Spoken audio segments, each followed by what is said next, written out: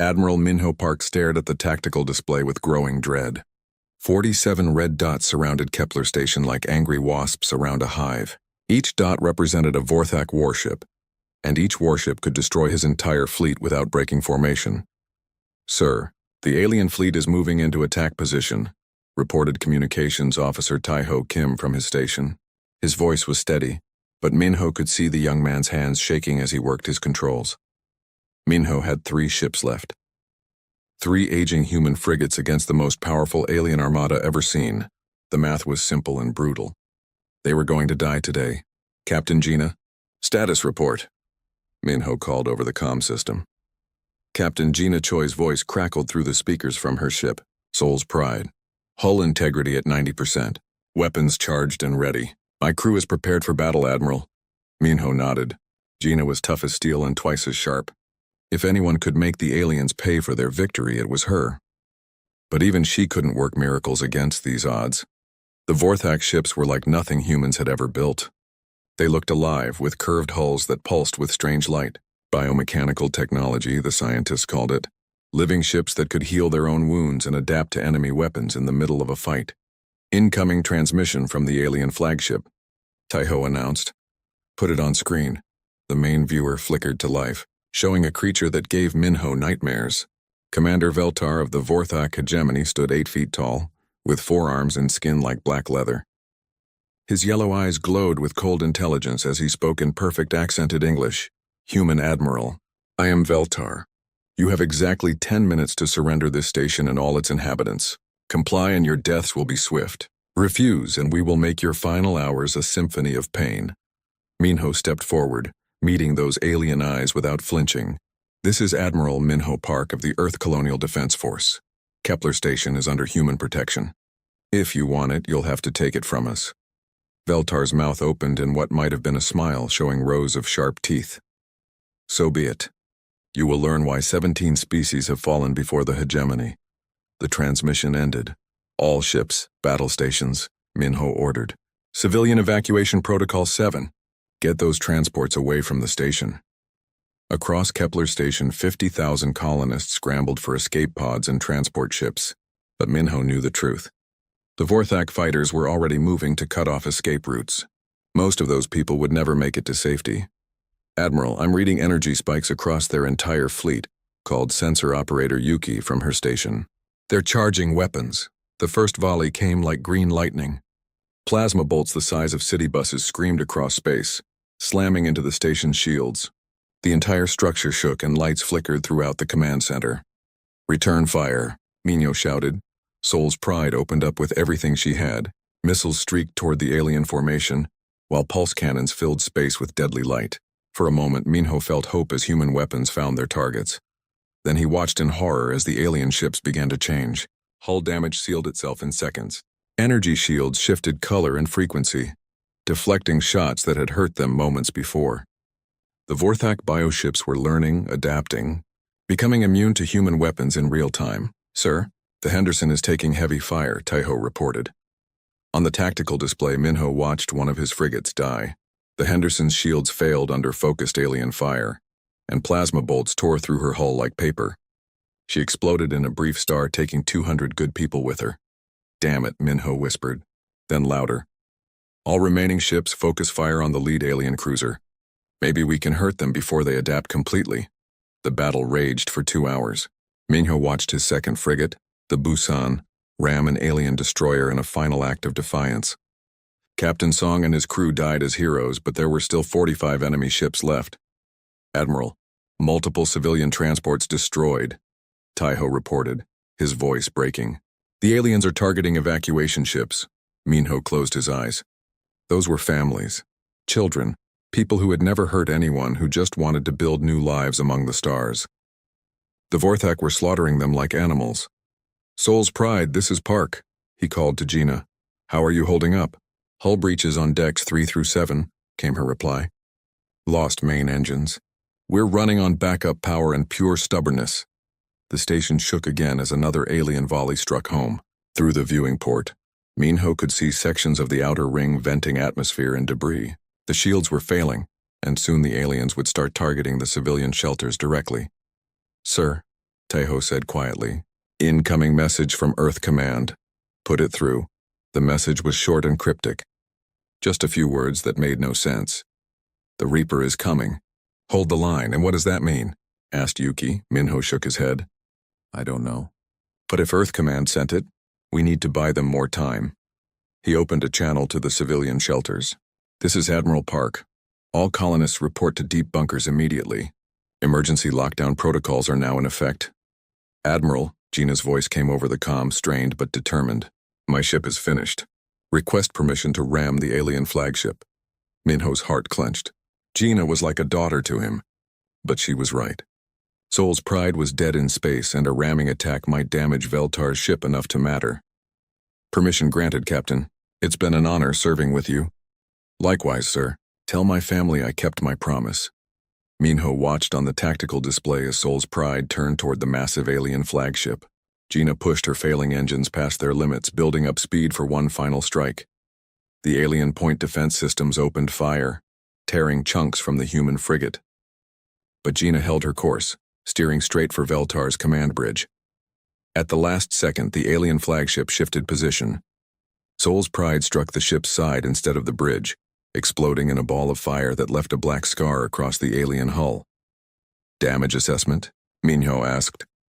The flagship is hurt but still operational, Yuki reported. And sir, there are no more human ships on sensors. Minho was alone, the last human military officer in the system, standing in a command center that would soon be nothing but wreckage.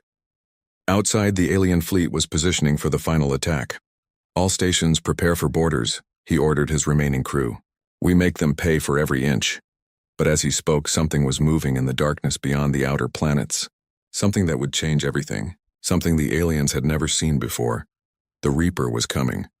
The Indomitable drifted through the second Vorthak patrol zone like a shadow among stars.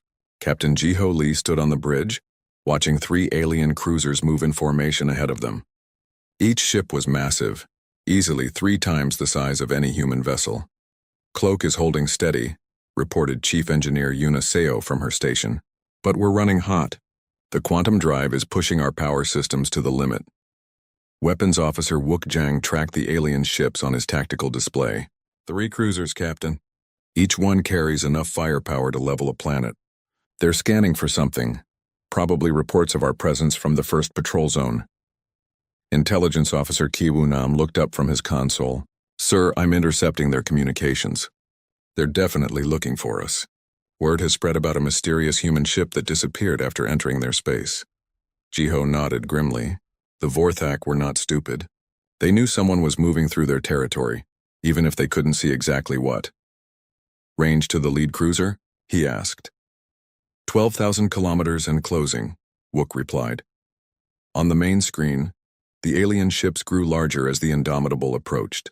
Their biomechanical hulls pulsed with strange light, and weapon ports opened like hungry mouths along their sides. Sir, Yuna called out suddenly, alarm in her voice. Solar flare incoming from the local star. It's going to hit us in 30 seconds. Can we maintain cloak through it? Negative. The electromagnetic pulse will overload our cloaking system. Jiho cursed under his breath. Solar flares were unpredictable, and this one was perfectly timed to ruin their stealth approach. All hands prepare for combat, he announced over the ship's intercom. Looks like we're doing this the hard way. The solar flare struck like an invisible hammer. The Indomitable's cloaking device flickered and died, leaving them visible in the middle of the alien formation. Alarms immediately began blaring from the Vorthak ships. They've seen us, Kiwu reported. All 3 cruisers are moving to intercept. They're signaling for reinforcements. Wook, target the lead cruiser with Railgun Battery 1, Jiho ordered. Hyun, bring us about to attack Formation Delta.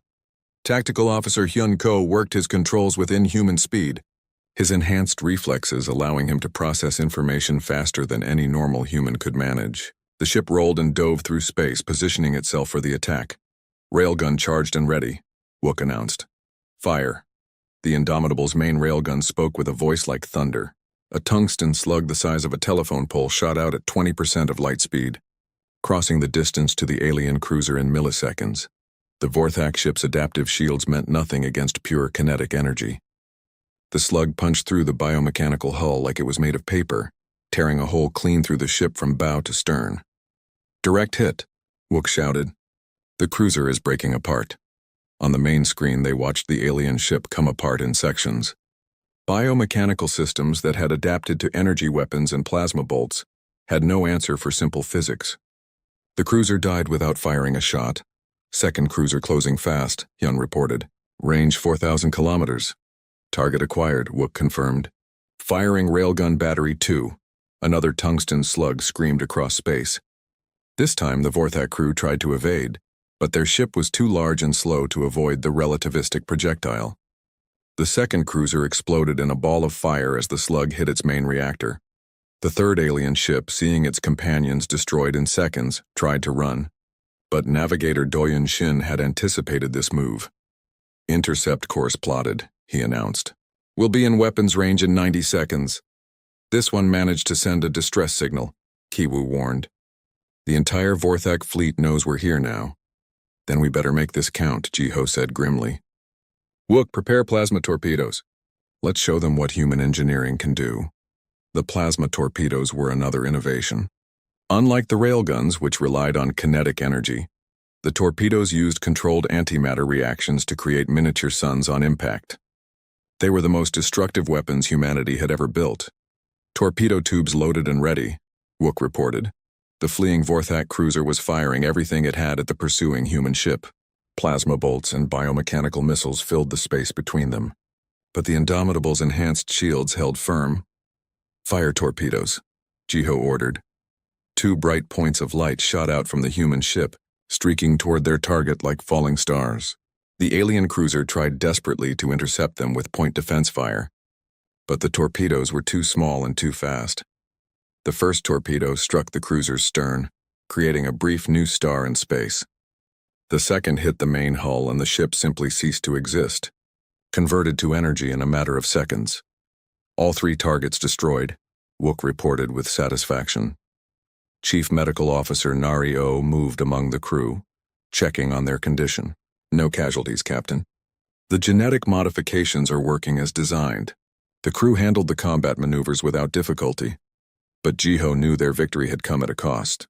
Kiwoo, how many Vorthak ships are responding to that distress call? Reading massive energy signatures throughout this system, the intelligence officer replied. At least 20 ships are converging on our position. Dr. Suabe looked up from her biological warfare console. Captain, I've been analyzing the wreckage of those cruisers. Their biomechanical systems are more advanced than we thought.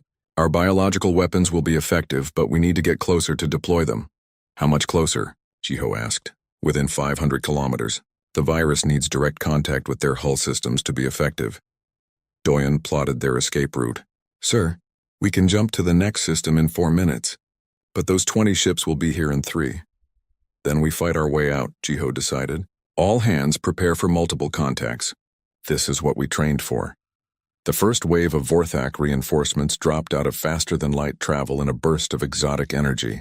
5 destroyer-class ships, each one bristling with weapons and hungry for revenge. Multiple contacts at bearing 270, Hyun announced. They're spreading out to surround us. Wook, continuous fire with all railgun batteries, Jiho ordered. Don't let them get close enough to use their adaptive weapons. The space around the Indomitable filled with deadly tungsten slugs as all 4 railgun turrets opened fire simultaneously. The Vorthak destroyers tried to evade, but they had never faced weapons that traveled at such incredible speeds. 2 destroyers died in the opening volley. A third lost its main drive and spun helplessly through space. The remaining 2 ships tried to close distance, hoping to bring their energy weapons to bear. Plasma torpedo spread. Fire at will, Jiho commanded. 4 torpedoes streaked out toward the remaining enemies. The aliens managed to destroy one with defensive fire, but the other 3 found their targets. 2 more brief suns bloomed in space as the Vorthak destroyers died. Second wave incoming, Kiwoo warned. 15 ships this time, including heavy cruisers. Yuna worked frantically at her engineering station. Quantum drive is charged, Captain. But if we keep fighting like this, we'll run out of ammunition before we reach Kepler Station. Jiho made a command decision that would define the rest of the battle. We're not running.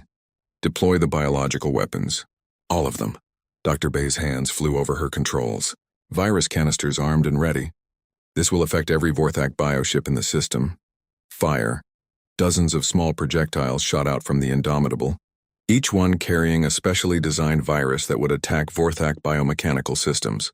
The canisters were too small for the alien sensors to detect, and they spread throughout the system like invisible death. Within minutes, the effect became visible. The approaching Vorthak ships began to slow, their biomechanical hulls developing dark patches as the virus attacked their living components. Some ships started firing on their own companions as their biological computers became infected and confused. "It's working," Dr. Bay reported with grim satisfaction. "Their bioships are consuming themselves from the inside out." But Jiho knew they had crossed a line that could never be uncrossed. They had used biological warfare against a living species. Whatever happened next, humanity had changed forever. "Jump us to the next system," he ordered. "We have a station to save." Captain Jiho Lee opened his eyes to darkness and cold.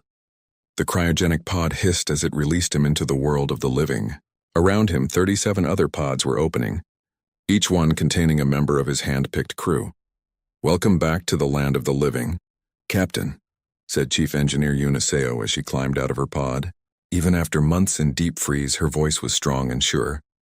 Jiho stretched his aching muscles and looked around the cryobay. The ship was silent except for the hum of life support systems. They had been asleep for 6 months, waiting for the call that everyone hoped would never come. "Status report," he ordered. Tactical Officer Hyun Ko was already at his station, fingers dancing over the controls. "We're in the outer Neptune system, Captain. All systems are green. The ship is ready for combat operations." The ship was the Indomitable, and she was unlike anything else in human space. While other vessels were built for exploration or trade, the Indomitable had been designed for one purpose: to kill aliens. "Yuna, bring the engines online," Jiho commanded. "Hyun, charge all weapons. Doyun, plot a course for the Kepler system." Navigator Doyun Shin looked up from his charts. "Sir, that will take us through 3 Vorthak patrol zones. The odds of making it through undetected are—" "I don't care about the odds," Jiho cut him off. "Kepler station is under attack. 50,000 people are counting on us." The crew moved with practiced efficiency. These were not regular Navy personnel. They were volunteers and outcasts, men and women who had been chosen for their skills and their willingness to die for humanity. Weapons Officer Wook Jang ran diagnostics on the ship's arsenal. "Captain, all weapon systems are operational. The railguns are charged and ready." The railguns were the ship's primary weapons. They fired metal slugs at incredible speed, fast enough to punch through any known armor. Unlike energy weapons, they could not be adapted to or defended against. Physics was physics and kinetic energy was kinetic energy.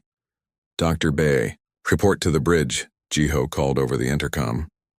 Dr. Sua Bay arrived moments later, carrying a datapad filled with alien biological data. She was the ship's xenobiologist, and she knew more about Vorthak physiology than anyone else in human space. "Captain, I've been monitoring Vorthak communications," she said. "Their bioships have a weakness. Their living hulls require constant biological maintenance. If we can disrupt their cellular structure, their ships will literally eat themselves." Jiho nodded. "And how do we do that?" "We have biological weapons specifically designed for this purpose.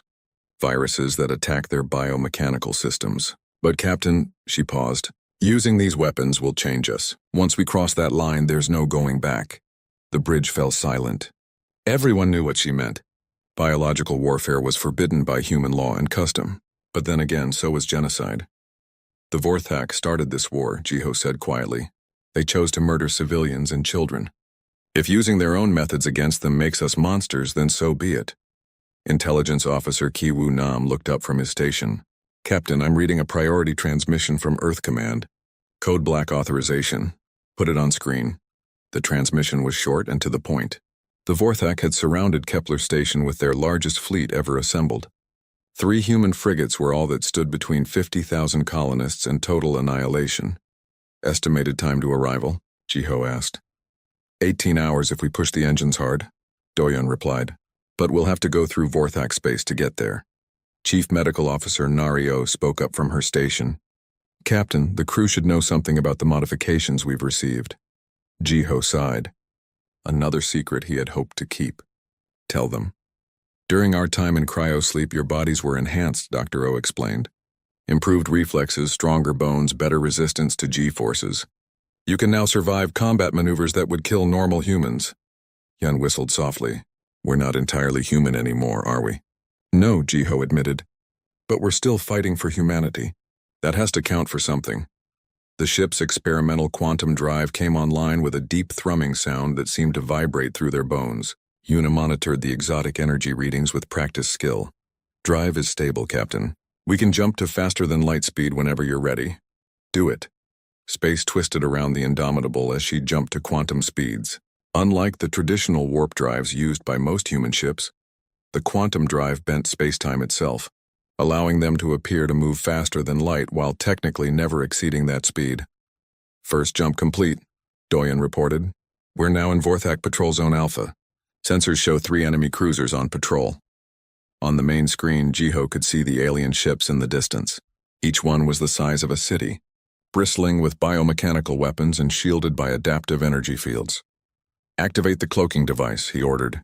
The Indomitable shimmered and vanished from normal sight. The cloaking system bent light around the ship, making them invisible to most sensors. It was another piece of alien technology that humanity had reverse-engineered and improved upon. Cloak is stable, Yuna reported, but it won't last long. The power drain is enormous.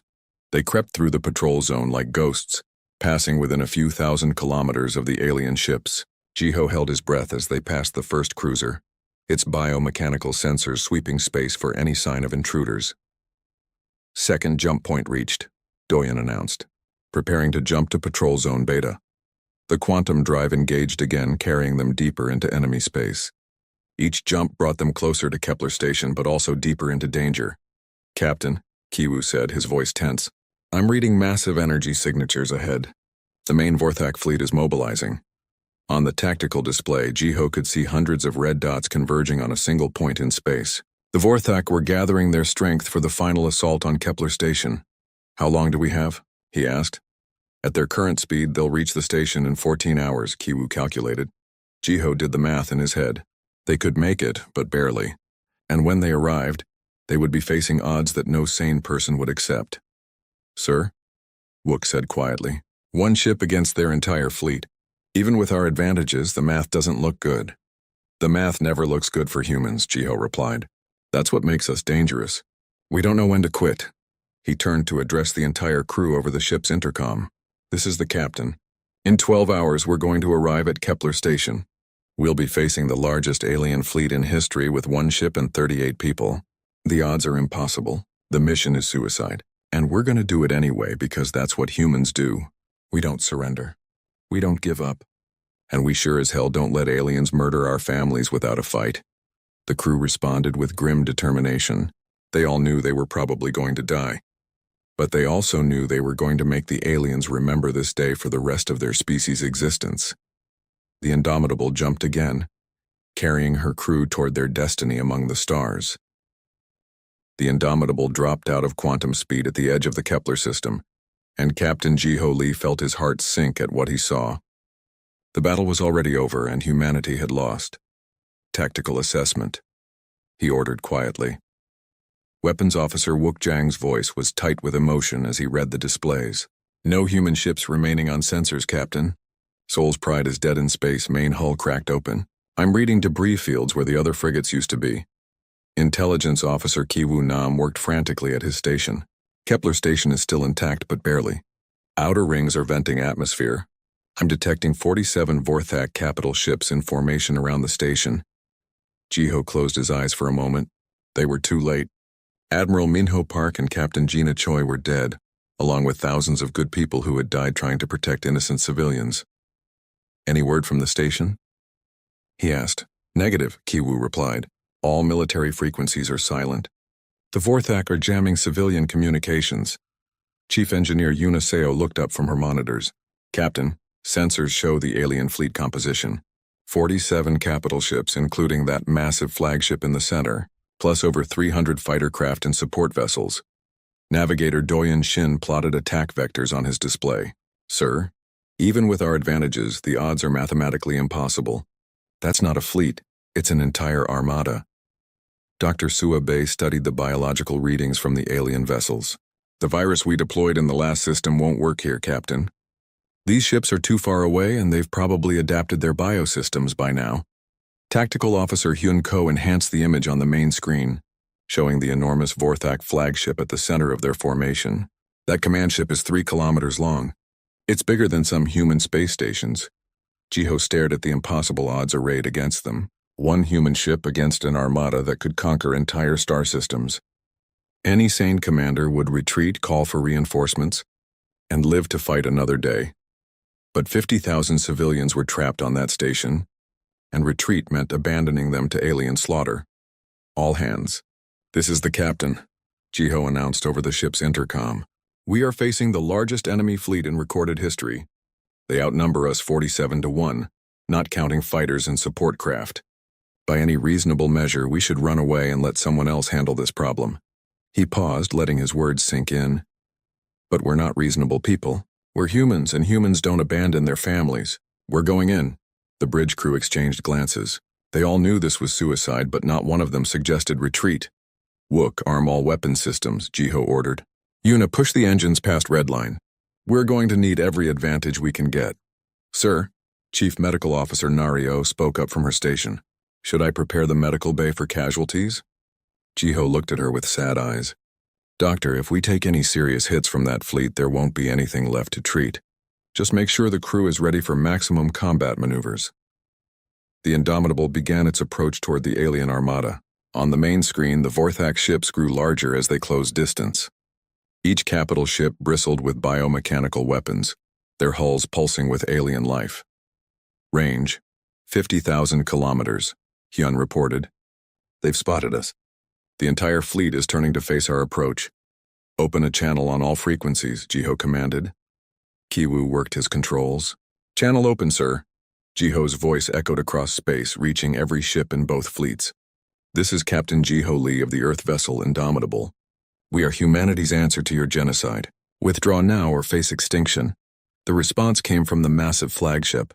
Commander Veltar's image appeared on the main screen, his yellow eyes glowing with amusement. One ship, the alien commander said in his accented English. You bring one ship against my armada and threaten us with extinction? Your species' arrogance knows no bounds. Our arrogance is matched only by our stubbornness, Jiho replied calmly. Last warning, Veltar. Leave this system or we will remove you. The alien leader threw back his head and laughed, a sound like metal scraping against stone. Very well, human. Let us see what your single ship can accomplish against the might of the hegemony.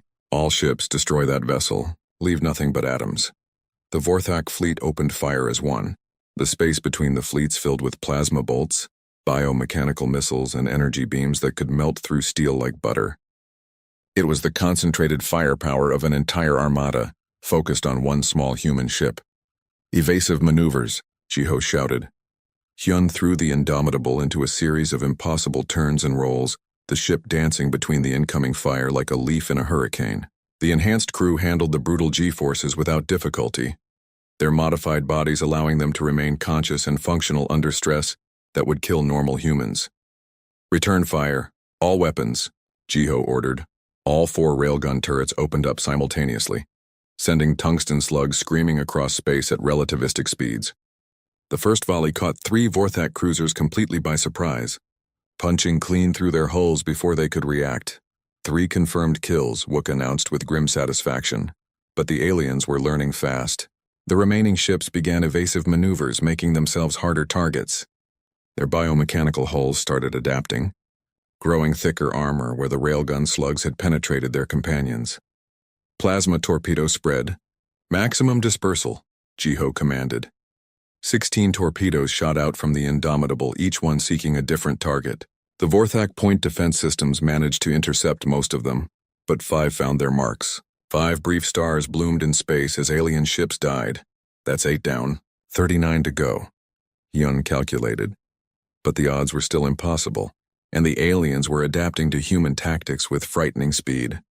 Their return fire was becoming more accurate, and several plasma bolts had already scorched the Indomitable's hull. Sir? Dr. Bay called out from her station.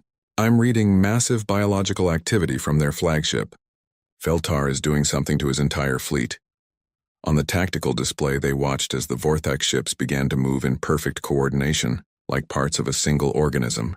Their biomechanical nature was allowing them to function as one massive creature. They're becoming a hive mind, Dr. Bay explained.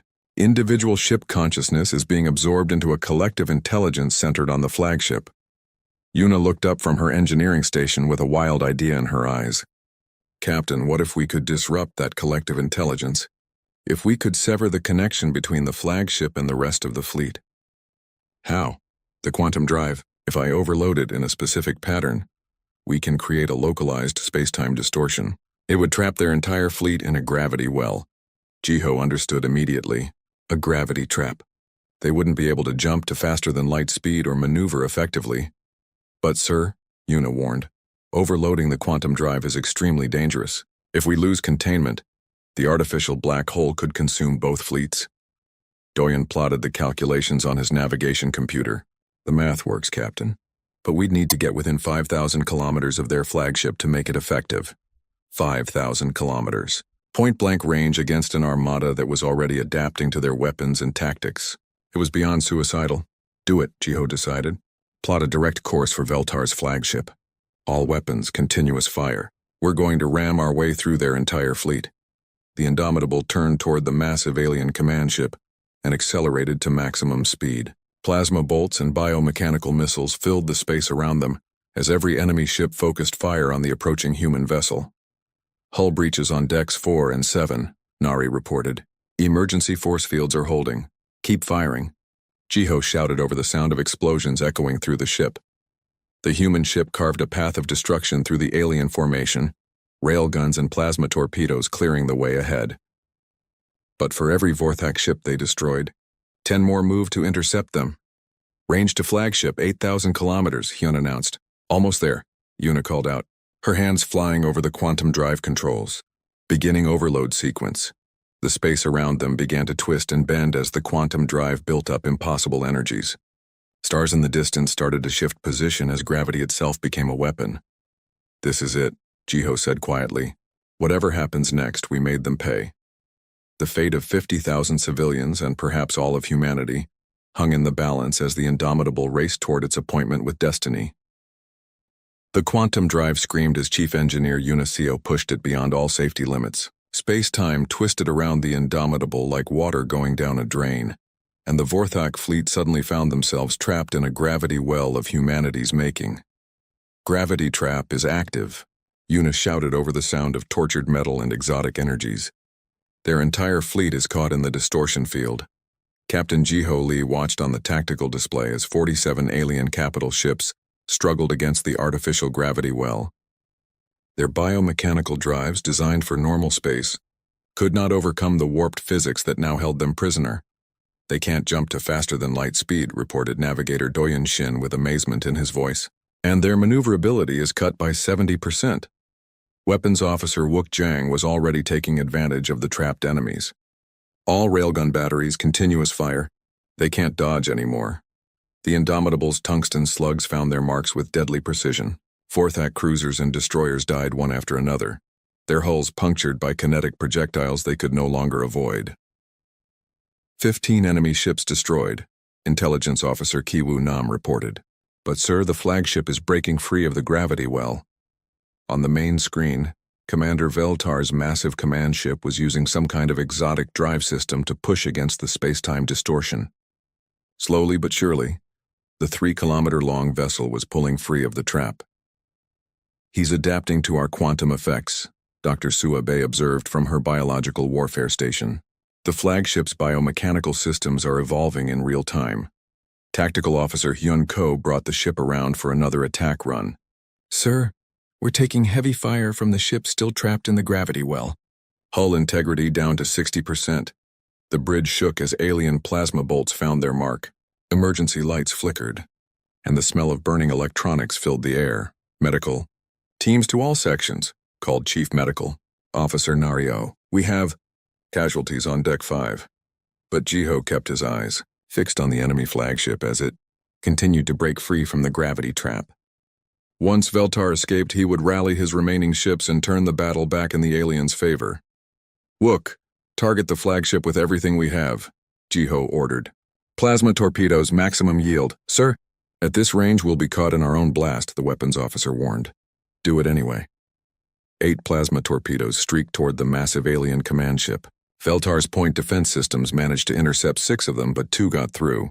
The explosions lit up space like miniature suns, scarring the flagship's biomechanical hull with deep craters.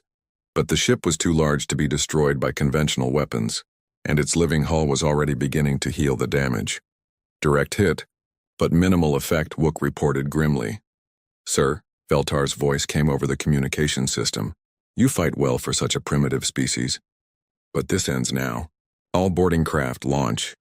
Dozens of smaller vessels shot out from the Vorthak ships, each one carrying alien warriors intent on capturing the human ship. They moved too fast for the railguns to track, weaving between the Indomitable's defensive fire. Incoming boarders, Hyun announced. 23 craft heading straight for us. Kiwoo, activate internal defenses, Jiho commanded. All crew members prepare for boarding action. The alien craft struck the Indomitable's hull like missiles, boring through the armor with cutting tools and explosives. Within seconds, Vorthak warriors were pouring into the ship through multiple breach points. The corridors of the human vessel became a battleground as crew members fought desperately against alien invaders. The Vorthak were larger and stronger than humans, with 4 arms and natural weapons. But the enhanced crew of the Indomitable had advantages of their own. Hull breaches on decks 3, 5, and 7, Nari reported as she led a medical team in defending the wounded. Alien boarders throughout the ship. In engineering, Yuna fought off 3 Vorthak warriors while trying to maintain the quantum drive. Her enhanced reflexes allowed her to dodge their attacks while keeping the exotic energy stable. Engineering to bridge, she called over the intercom. I can't hold the gravity well much longer. The drive is overheating. Jiho made a desperate decision. All hands abandon the outer sections. Fall back to the bridge and engineering. We'll make our stand here. The crew fought a running battle through their own ship, falling back from section to section as more aliens poured through the breaches. The enhanced humans could outrun and outfight individual Vorthak, but they were vastly outnumbered. Sir, Kiwoo called out from his intelligence station. I'm detecting something strange. The Vorthak boarding parties are slowing down. Some of them are attacking each other. Dr. Bay looked up from her biological warfare console with sudden understanding. The virus we deployed earlier. It's been spreading through their biomechanical systems. The boarding craft carried it to the ships that weren't initially infected. On the tactical display, they watched as chaos erupted throughout the Vorthak fleet. Ships began firing on their own allies as infected biocomputers lost the ability to distinguish friend from enemy. The hive mind connection is breaking down, Dr. Bay explained. Their collective intelligence is being corrupted by the virus. Veltar's voice came over the communications again, but this time it was filled with rage and desperation. What have you done to my fleet? We gave them a taste of their own medicine, Jiho replied coldly. Your biomechanical technology works both ways. The alien commander's flagship was now completely free of the gravity well, but half of his fleet was either destroyed or fighting among themselves. In desperation, he ordered his ship to ram the Indomitable. Flagship closing fast, Hyun reported. He's going for a collision course. Can we evade? Not with our current damage. Hull integrity is too low for high-speed maneuvers. Yuna looked up from her engineering station with wild determination in her eyes. Captain, I have an idea. If I can create a controlled collapse of the quantum drive, we can form a temporary black hole between our ships. It will consume both vessels unless he changes course. Jiho understood the implications immediately. That's suicide. Maybe, or maybe he'll blink first. The Vorthak have never faced anyone crazy enough to create a black hole in the middle of a battle. The massive alien flagship bore down on them like a living mountain, its biomechanical weapons firing continuously. The Indomitable's shields collapsed under the assault, and hull breaches appeared throughout the ship. Do it, Jiho ordered. Yuna began the controlled collapse of the quantum drive. Space between the two ships began to twist and fold as gravity went insane. Stars in the background stretched into lines as space-time itself became a weapon. Black hole forming, she announced. Point of no return in 30 seconds. The event horizon appeared as a sphere of absolute darkness between the two ships, growing larger with each passing second. If either vessel crossed that boundary, they would be torn apart by tidal forces that no technology could resist. Veltar, this is your last chance, Jiho broadcast to the alien commander. Change course now or we all die together. For a moment, the alien flagship continued its approach. Then, at the last possible second, it veered away from the growing black hole. "He's breaking off," Hyun reported with amazement. "The flagship is retreating." Yuna collapsed the artificial black hole before it could consume both ships. The exotic energies dissipated harmlessly into space, leaving only the two battered vessels facing each other across the darkness. "Sir," Kiwoo announced, "incoming transmission from the Vorthak flagship." Veltar appeared on the main screen, his yellow eyes filled with something the crew had never seen before in a Vorthak: fear. "Human captain," the alien said slowly, "you have proven that your species is worthy of respect. My remaining ships will withdraw from this system." "And the civilians on Kepler Station?" Jiho demanded. "They will be unharmed. This I swear by the honor of the hegemony." For the first time in their species' history, the Vorthak had been forced to surrender in battle. As the surviving alien ships limped away from Kepler Station, the crew of the Indomitable realized they had accomplished the impossible. They had faced the most powerful fleet in the galaxy, with 1 ship and 38 people, and they had won. But as Jiho looked at the damage to his ship and crew, he wondered what price humanity would pay for this victory. They had used biological weapons, genetic enhancement, and technology that bent the laws of physics themselves. In saving humanity, had they changed what it meant to be human? The answer to that question would shape the future of their species among the stars.